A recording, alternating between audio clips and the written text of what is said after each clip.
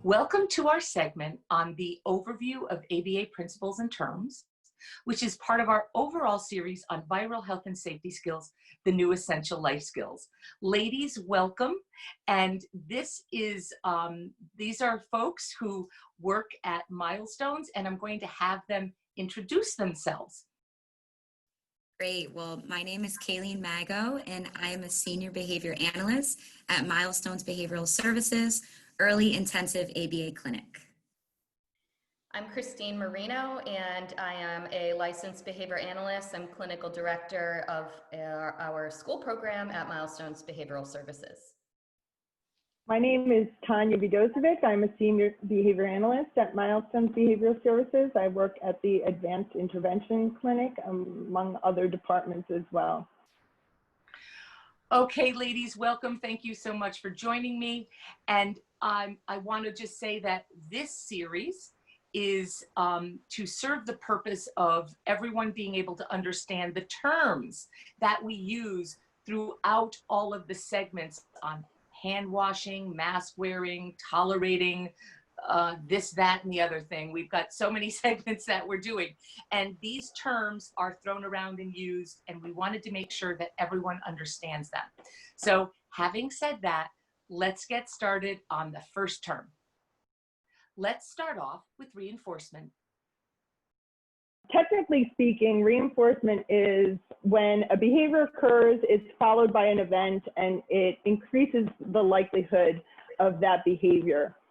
But simply said, that is when you think about reinforcement, you're really thinking about increasing behavior, and what follows the behavior increases its likelihood. So some common examples of reinforcement would be clean your room and then you get to play. So playing, which is fun and motivating for the learner, is following cleaning the room, and then it increases likelihood that the learner will clean the room because they want to get to play. Another example would be if you eat your vegetables, you get dessert. So the child or adult even who wants to get their dessert, they'll be more likely to eat their vegetables if that follows. So, and just to add an important point to that as well, it's very important that whatever the thing is that you're giving to increase the behavior, that it's consistent and it's contingent on that behavior. So what that means is that you're not giving the vegetables unless the child eats. I mean, you're not giving the dessert rather unless the child eats the vegetables. That's the only time they get the dessert. Could you ladies speak to some of the things that may be reinforcing, and perhaps without getting too technical about ABA terms, doing a preference assessment, a reinforcement assessment, and explaining that reinforcement can be a tangible item, and it could also be praise. Can we talk a little bit about that? Sure. Reinforcers can come in many forms. It's basically whatever the person is motivated to get. And like Christine said about the importance of having it, follow the behavior, that it's contingent on that behavior. It also has to be the right size. So it has to be worth it for the learner to engage in that behavior to get whatever it is. Some common reinforcers for kids might be toys or praise from a parent, or a treat like cookies, and it could be in all different forms. It could be an activity like the play, but for us it might be we go to work to get paid. So, but hopefully that's not the only reinforcer, that we go to work because we love what we do. But reinforcers are really things that somebody is motivated to get. Great. I think that's important. So, from my perspective, as a parent, you want to have your stash of whatever that is, whether it's praise or an item. And sometimes, as we know, what a child is reinforced by can change by the minute, can change by the hour, can change by the day. So you want to have your stash of whatever that is handy and ready to go. Yeah, and I think to your point, have some backups. Yes. In case it changes. And it's always good to offer choice. So, you know, if you've got Oh, yeah. just one, but you've got a variety of things that you know the child is motivated for, then they can have an option that they can pick. Perfect. Anything else on reinforcement before we go on to the next term? Well, we kind of thought that it might be good to give an example of these terms in the context of mask wearing. Perfect. So, for example, let's just say Christine doesn't like to wear a mask, and we'll say, Christine, could you put on your mask? And she's motivated by praise from her friends and colleagues. So if she would, can you put on the mask, Christine? Wow, that's a cool one. It looks great Good on you. job, That's Christine. What a Nice great job wearing your job. mask. So there's an So example. in that example, Christine would be more likely to wear the mask in the future. Nice job, Christine. Yeah. I did And touch maybe the if middle she- of my mask, which I should not have done, but for the purposes of demonstration. And maybe if she wasn't motivated by praise, we could pair it with something. So I know with my little guys, maybe I'll give Christine a lollipop while I'm praising her. So here's a lollipop later. Nice job wearing your mask. Yep, and with the little one, it could be physical, it could be tickles, or chase, or a game. So like Tanya said, it can come in many different forms. Okay, wonderful. So we're ready to go on to our next term, which is Let's move on to shaping. Next thing term that we wanted to talk about was shaping. So shaping is when you're teaching a new behavior. It's basically starting where the learner is at and what they're capable of doing, and increasing your requirement before providing reinforcement until you get to the behavior that you want. And one of the most common examples for this would be language learning. So if a young child wants water or says water, they usually don't come out with the whole word water. They'll usually say wah, wah, and then they'll get some water for that. The parent will reinforce that behavior, giving them the water. And then it's built up to asking, let's say, for water using the whole word. Another example of shaping might be if you're trying to teach a child to make a three-point shot in basketball. You don't start at the three-point line. You'll start where they are capable of making a basket, because that's what they're successful at. And then you start to build on the response requirement by moving the distance further away until you get to the behavior that you want is the three-point line shot. So with mask wearing, like for example, if Kayleen doesn't know how to put on a mask at all and is not able to do it, we would teach the new behavior by, let's say, the first step might be if she picks up the mask. Oh, great job. Yeah. And then, we're no longer going to reinforce that. We might reinforce if she puts that ear loop around her ear. Great, amazing. That's perfect. And then the other ear loop around her ear, then we'll reinforce that. So we're shaping up that new behavior of mask wearing. So in the instance of when a parent or anyone working with a child is doing this, in the instance of Kayleen just putting it on the loop, would the parent then do the rest of the job, but then still praise that step that they were able to accomplish? And then the next time, and the next time, and the next time, you keep upping the ante and getting closer to the child being able to do it all on their own? Yes. Okay. Yeah, and also, say that they're capable of doing all of the steps of mask wearing, but maybe they don't quite have it on correctly. Maybe it's on a little bit below the nose, or it's a little lopsided. That's another good example of using shaping. So they're close, right? They're a lot closer than they were, when you started. They couldn't do it at all. So go ahead and praise that, but fix it. And then, you know, you can teach them to adjust the mask and get it to the right position and start reinforcing that. And just for, so I want to make sure, you know, folks understand this doesn't happen in one day or in 1 hour. This can take days, it can take weeks, whatever your learner is responding to.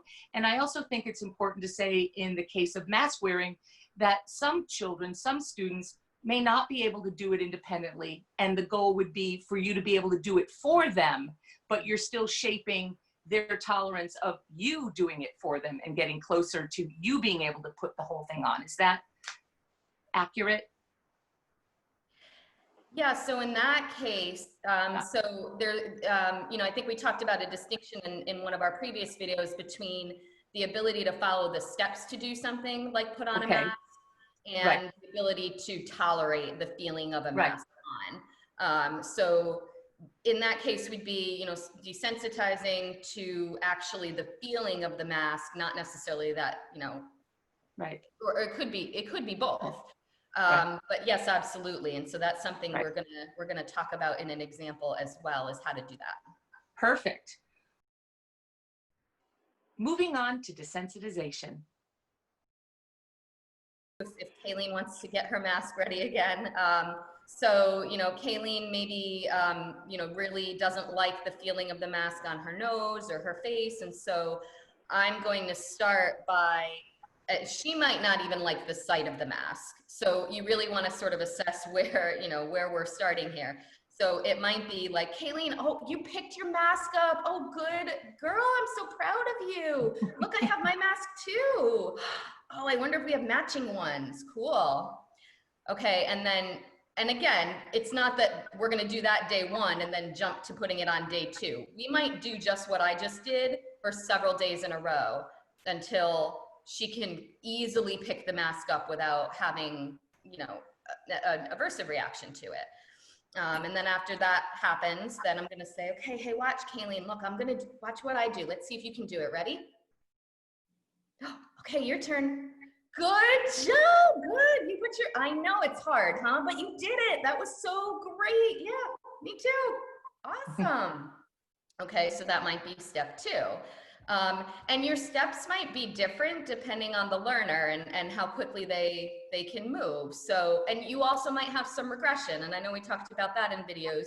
You know, maybe we get this step for a few days and then the sight of the mask is, you know, hard again. And so we have to back up, and that's okay. You know, the next step might be now, okay, now we did this for a few seconds. Now I'm going to see if I can get her to keep it on a little bit longer. And I can't demonstrate through the video, but I might actually be putting this on her myself to practice that. If she's capable, she can put it on. All right, let's see. We're going to put it on, Kayleen. We're going to count to 2. Okay, let's see. Ready? 1, 2. Good girl. You can take it out. That was so perfect. High five. We're here.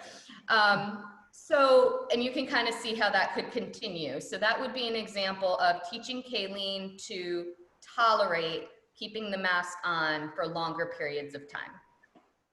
And so I might just add a note that if we're in schools and somebody is reinforcing someone, we might not be using high fives anymore. But thank you, very true, yes. But clearly if you're in your home and you all know you've washed your hands and all of that, but I can't help but think that way anymore. When we just innocently do high fives, I don't think that's going to be happening that much in schools anymore. Anyway, that's besides the point. Okay, anything else on desensitization? I really, it's such an important term and so important for so many of our learners. And the way that I think about it is you start where the person is and you take all these little baby steps, which are the shaping up of getting closer to the target, right? With reinforcement, but over time, you're desensitizing that person to get to where they originally couldn't go. Is that something? Yes, I think that's a good Not terribly technical, but it's important to remember that you know, it's an emotional response that people have, and we all have fears and aversions, and Right. you know, a lot of our students or children on the spectrum have fears and aversions that are not typical to what we see. And so, you know, it can be easy to, we're all human, to become frustrated that they're not getting it, or, but you know, it's really important when that occurs to move very slowly, to have patience. If you're not having a good day and you're not feeling patient, don't work on it that day. Do it another Right. day. You know? So I Right. think just recognizing that is really key as well. And I will just say from personal experience, having gone through many desensitization programs with my own child, who is now a young adult, it is a slow process, and you need to be patient and consistent, but it really does pay off. And it's just a wonderful principle or term. I know I get confused about when I'm supposed to use the word term or principle, but it's a great it's a great principle to use, especially when we're talking about children who need to tolerate some of these very important skills now that we need to have. So, okay, so if we're ready to move on from desensitization, I think task analysis is next. Okay, let's move on to the term task analysis. So task analysis is taking a skill that you want to teach that has multiple steps, breaking down those steps. So actually, you know, what we do in our work is we actually write those steps down. And again, the number of steps might vary. You know, obviously everybody has to follow the same number of steps to do the behavior, but how far you break it down could vary. So for example, if you're talking about teaching somebody to put on a coat, you might have just a few steps of put in the left sleeve, put your arm in the right sleeve, pull it over your shoulders, or you might even break it down further into pick up the coat, position the coat, you know, a particular way, et cetera, et cetera. So when we're talking about things like putting on a mask, hand washing, or hand sanitizing, those have multiple steps in them. And it's important to notice that too, because each step in and of itself might be a challenge for somebody to learn. So what you want to do is start, kind of observe what your child is able to do from the beginning. And again, you know, if they don't know any of the steps, then it might be just teaching them to do step one, and then you're going to do the rest for them. Another way to use task analysis to teach is to do all of the steps up until the last step, and then have them perform the last step. And again, you know, which way you do it could vary depending upon your individual child and what's going to work best for them. So there's not a specific prescribed, you know, you start with step one or the last step.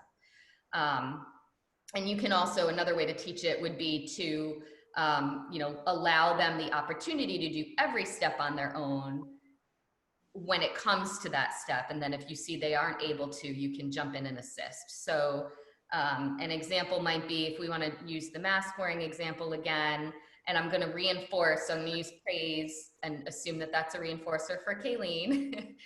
And praise her for every step of mask wearing that she performs. So, okay, Kayleen, we're gonna go into the grocery store now. Remember, we have to wear a mask when we go in here, okay? All right, go ahead. Can you get your mask? All right, good job. All right, ready? And maybe, you know, I'm gonna help her to remember how to do it by modeling it myself. Okay, ready? So, good job, Kayleen. Yep, great. Excellent, that was really tricky, good. Good girl, you put your mask on, that was perfect. And so, I kind of broke that down into just 3 steps for her. Again, there may be more. Maybe It may even be just picking up the mask as the initial step, or putting it to the face the right way. Exactly. Yep. Good job. I have a question, Christine. So would the parent or the person working with the child say the steps like, oh, we put it on the, we put the loop over one ear, and then we bring it over our mouth, and we put the loop on the other ear, then we pull it down, then we cinch the nose. Do you pair it with the verbal steps, or? So you can.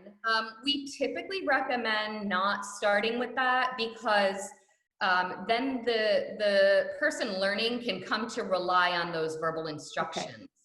Okay. And really what you want them to be learning is this step precedes this step, not this step precedes, now put your, like the next verbal instruction.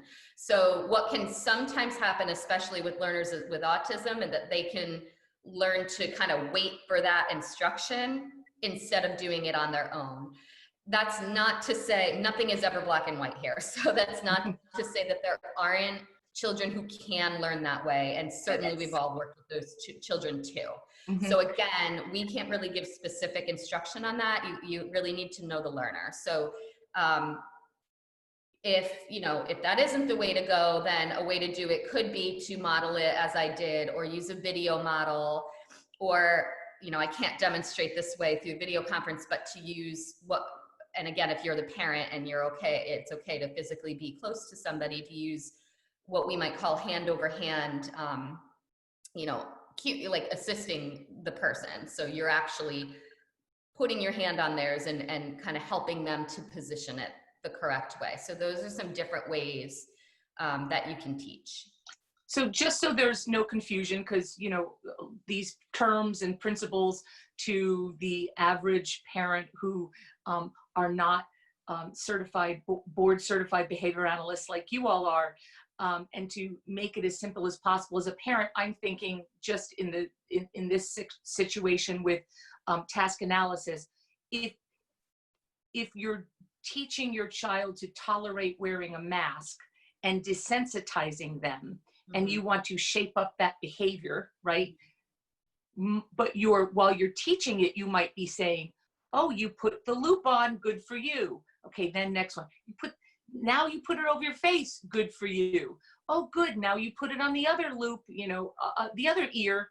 And so while you're teaching it, you need to be reinforcing those steps along the task analysis of the steps. That's where I'm getting a little confused. You can, yeah. So again, you can absolutely use, within your praise that you're delivering, be very specific about what you're praising. So yes, that's one way to do it. Again, it's not the only way. We have some learners who are nonverbal and might not understand that language. Not to say that we can't still use it, but they might respond and still learn to just having praise or just having some other type of reinforcement, even if you're not specifically saying what it is that they did correctly. So correct me if that the reinforcer immediately follows the behavior that you want. So you don't have to be telling them what they did correctly. You just have to be making sure that your reinforcer, really always follows that step that you're teaching, and it's consistent. So correct me if I'm wrong, okay? When I think of task analysis from a parental perspective, I'm making myself aware of the steps in an overall skill. And we don't realize sometimes how many steps are to something that we all routinely do. So I remember, when I was, I think one of the first task analysis that I ever was involved in with my son was brushing teeth. And I thought, there's like, I'm making this up. I think there's like 100 steps. You don't realize it, pick up toothbrush, and there's just all these micro steps within this overall skill of brushing your teeth. And so from a parental perspective, I think task analysis is so important to be aware of, so that you're understanding that the breakdown of all the little steps within an overall skill. Is that an accurate I know I'm just talking about it from a parental perspective. Any comments on that? I completely agree. Yes. It's a really complex skill that you're breaking up into little steps. Perfect. Okay. And sequential steps too, and thinking like a sequence of one after the other after the other. Right. I think the other important thing that I'd like to say here is, throughout the series and all of the segments, I've encouraged everyone to work with your school team, work with any outside providers that you have. We're not asking for you to do this on your own. You're not alone in this. You've got a school team. You may have outside providers, perhaps you don't, but minimally reach out to your school team. There are folks who, like these lovely ladies, who do this for a living and are very skilled and expert at this. And we're not expecting you to be expert at this, but we certainly want you to have an understanding of what all these terms and principles mean, so that you're in the loop. Okay, so anything else on task analysis before we move on to the next term? Okay, I'm going to take that as a no, and I'm moving on to prompting. Perfect, perfect. Well, we already talked a little bit, Christine already talked a little bit about ways that we can help our learners through these types of things like a task analysis. What are different ways we can prompt our learner? Prompting is a fancy term for cueing or helping, your learner. So I think the first thing to always share is it's important to meet your learner where they're at, right? So if your learner has never seen a mask before, never tried to put on a mask before, you saw that maybe they just attempted it for the first time and they're really struggling with it, they use something called most to least prompting. And most to least prompting is great for any type of person. And essentially what you're going to do is you're going to just put your hand over their hand and you are going to do it for them. So as a parent, if we're talking about the steps in putting on a mask, then that parent is going to have their hand right over their child's hand and they're going to be putting, one ear loop on, and then they're going to be putting another ear loop on. And then hand over hand, they're going to be, touching that nose part, hand over hand, they're pulling it down. So that way our learner can feel the steps, right? So we're not necessarily doing it all for them. Our hand is just over their hand. So they are actually learning those steps. And when we talk about most to least prompting, we're going to fade out that help over time.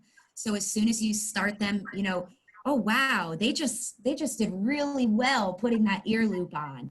I don't think I have to do hand over hand for that ear loop anymore. So maybe they're going to do that step themselves, but I'm only going to do hand over hand when it comes to that nose piece, right? So that's when we're talking about most to least prompting. However, we don't always have to use most to least. That's dependent on your learner.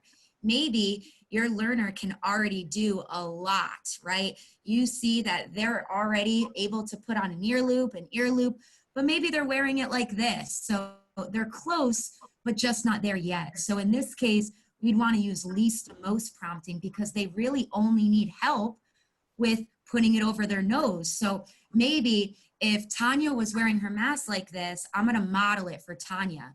So I'm going to look at Tanya and I'm going to say, almost, yep, you almost got it, but try this. Awesome, awesome. And you could even slow that down. So maybe Tanya has it below here and I just show her, Tanya, do what I do. And what kind of prompt is that called, Kayleen? So this is called modeling. This is, and this is one way that we can prompt or help our learners, we can model it for them. So if your learner is really good at imitating you and you guys are always, do this, and your learner can do exactly what you do, modeling is such a great tool that we can use when talking about least to most prompting. Can you just very quickly specify some of the specific prompts along the least to most or most to least continuum? Absolutely. So we talked a little bit about hand over hand, right? So that's the most. And after hand over hand, maybe we do something called a partial physical prompt. So maybe it's not a full physical where it's hand over hand, but maybe we help them at the wrist or elbow, and we drop it down and prompt them that way. Another prompt is a verbal prompt. I think you talked about this earlier, Julie, is telling them the steps. Mhm. I will say with a physical task, we try not using verbal prompts because like Christine mentioned, they might hear that prompt and say, they're just waiting for you to say the next thing. So if you can quickly fade out your words, that's going to be great. And another prompt we can use that's on those steps is gestures. I love using gestures because maybe you don't even have to go hand over hand. Maybe you can just point or gesture to the ear loop so that way they remember, oh, right, I need to put on that ear loop. Mhm. And then, of Mhm. course, we're praising them after. Okay, I thought that's very helpful for parents to have some understanding of the type of prompting and from on that continuum. Perfect. Anything else on prompting? I think the most important thing to think about prompting is meeting your learner where you're at.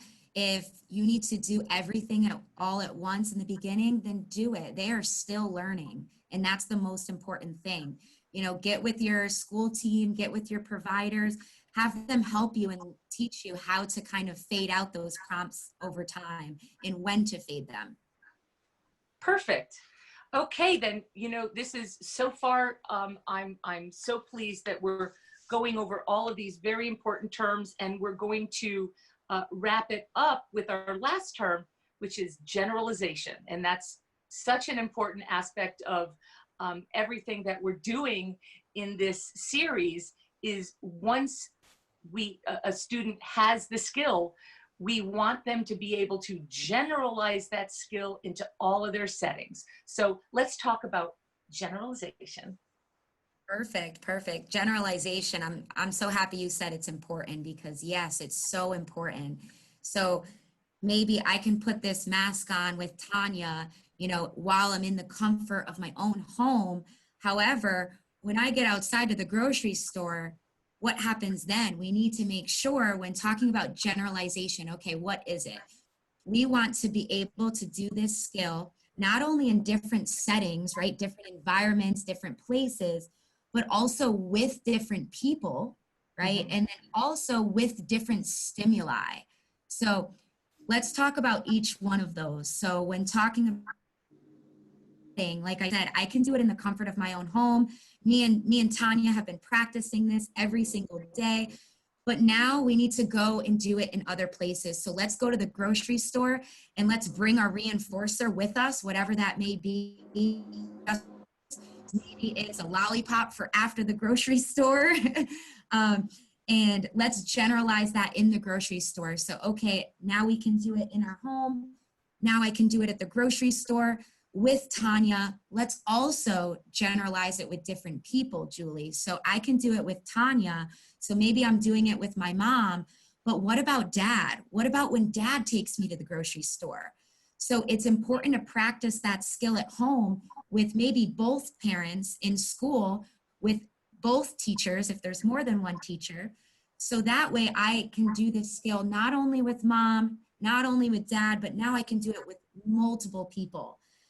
So we talked about generalizing across settings, generalizing across people, and then we also want to talk about generalizing across stimuli. So what does that mean?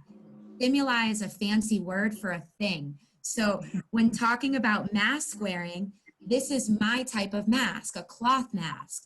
Now I can wear a cloth mask every day, but I want to generalize that to maybe a surgical mask. Mhm. Awesome. So Tanya has a surgical mask. So I can wear cloth masks, but now I need to practice wearing a surgical mask because maybe they feel a little bit different. They look a little bit different, right? Mine has polka dots. Hers has color. Hers is a blue color, a solid blue color. So that's really with talking about generalizing stimuli. When talking about masks, we're just generalizing the different type of masks. So, and I'm really talking about mask wearing, but we can generalize anything. So we can generalize, for example, Tanya or Christine, do you guys have another example on things you've generalized? Well, I think hand sanitizer is a good one because there are different types. So there are large bottles, small bottles, some have a pump, some you just kind of dump out, some you spray. Different some colors. are touchless, Yes. colors, smells. So those are all different. That's Right. such a good example. That's such a good example. And can we just use one hand sanitizer, or can we use any hand sanitizer? Right. And so talking about different stimuli or the thing, could it be that at what point while you're teaching, do you do it with the different stimuli? That's a great question. I think it's dependent on your learner. I know with a lot of my younger learners, I only teach it with one stimuli, with one person, and in one setting first, because I have really little kids, 1, 2, 3 years old. So I make sure they know the skill first with the same stimuli, the same person, the same setting. Before then, they generalize that to another person. However, I have learners that I can start right away. I can show them this mask today, and we can practice with a surgical mask tomorrow. I think that's important to know your child and your learner and what works best for them. Right. And I asked that question because, being flexible is such an important skill to have, because life happens and we can't plan every second of our day. And, one of the masks might be in the wash. Oh my gosh, what do we do now? But, there are situations where if you know your learner and you're not going to be able to generalize different stimuli, then you just have to prepare your life to have all those backups that are the same, or 10 bottles of the same hand sanitizer and give the same bottle to the school as an example. But ideally, because life happens and we all need to be flexible, it's so important to be able to have different stimuli, but sometimes that's not possible. So you just have to be prepared. Definitely. I want to say that all of this is reminding me that what's happening right now with you lovely ladies teaching all these terms and principles this is really an example of parent training, okay? But you can go to your school team through your IEP team process and request parent training to take you to the next step of how to apply all of the skills you want your child to have and to apply these terms and principles. There's no way we are not expecting you to watch this video and say, oh, now you're good to go and you don't need any more help. So please reach out to your school team for parent and ask for parent training. Parent training is a related service under the IDEA, the Individuals with Disabilities Education Act. It happens to be one of my favorite related services. And so I can't emphasize that enough. And so ladies, I want to thank you so much for going over all of these terms. And we certainly hope that you have found this video helpful. Thank you. And you're Thank welcome. you, Julie. Thank you.